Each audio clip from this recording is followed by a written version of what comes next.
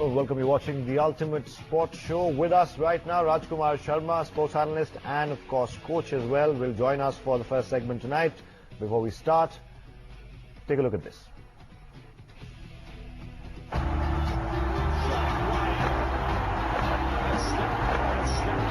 Fantastic innings we've been in. Bowling!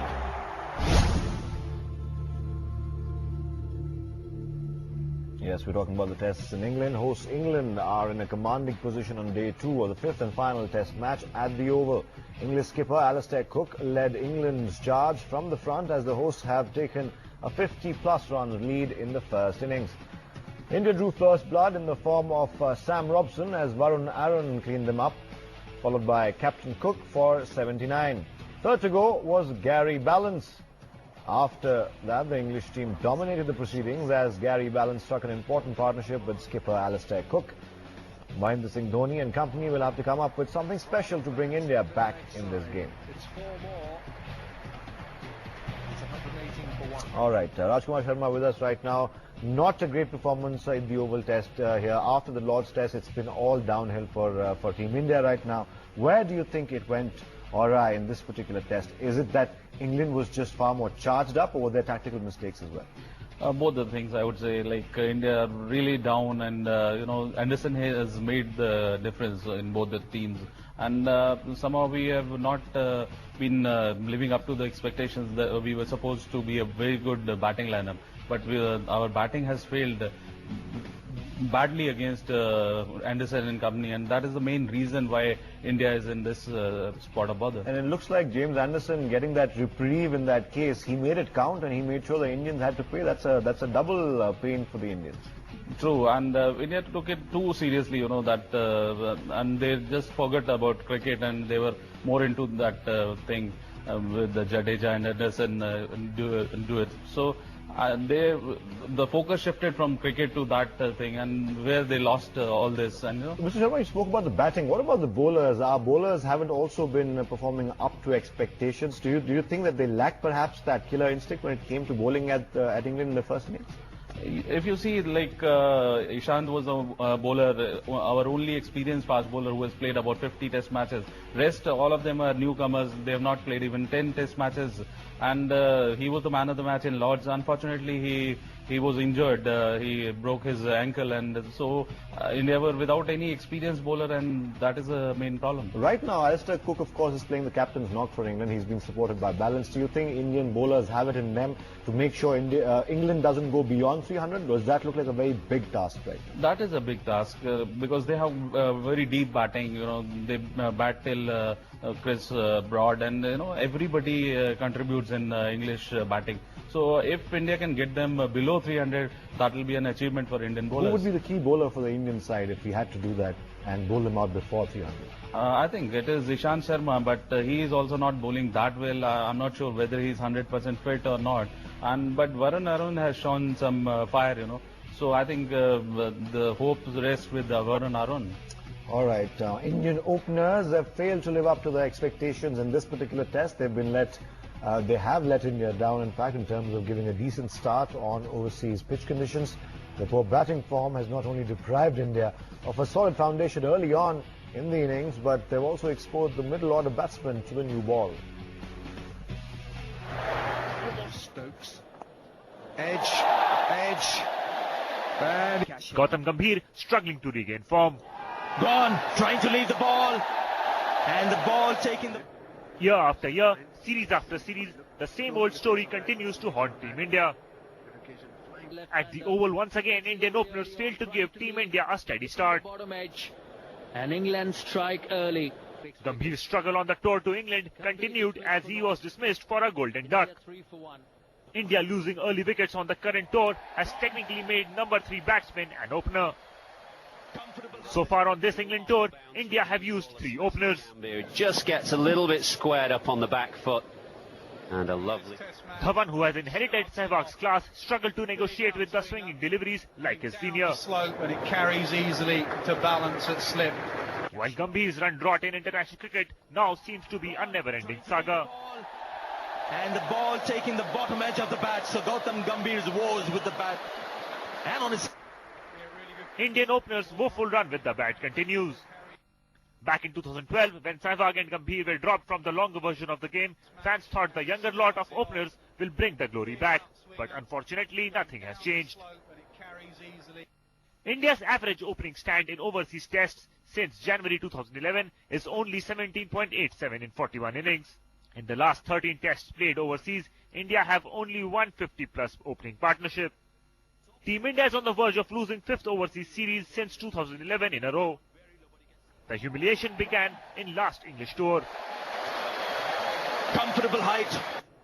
After a short home series against West Indies, Team India will tour Australia, and if they don't decode their opening woes, then they could well be staring at another overseas disaster.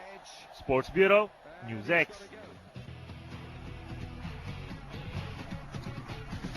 Gautam Gambhir, of course, a big disappointment, Mr. Sharma. I mean, he was given the chance to come back in this test side, even though he hasn't performed really well in the domestics of late. But he was given the chance, but he's come up short. Tomorrow, when he bats for India's second innings, do you think if he doesn't perform, he could be perhaps staring at his last test innings? Yeah, but I hope he gets runs, but if he doesn't get runs, I think it will be curtains for Gautam Gambhir, because then the selectors will have to look for youngsters, and we have got good youngsters playing in domestic cricket who are on the verge of, coming into the Indian team. So it will be curtains for Gautam if he doesn't score, but I am very hopeful that he'll get runs tomorrow. But do you think Gautam Gambhir's inclusion in this particular side for the Oval Test was the right choice, given the fact he's not in the greatest of shapes and the greatest of nicks? Do you think there were perhaps better deserving candidates for that number 3 slot? No, actually, Shikhar played in the first 3 games. Though he looked good, he was getting starts, but he was not converting them. And with a person like Gautam Gambhir, who has played about 50 test matches, and sitting on the bench, you can't say that we won't play you. So, being a very senior player, he was given a chance, but unfortunately he has failed.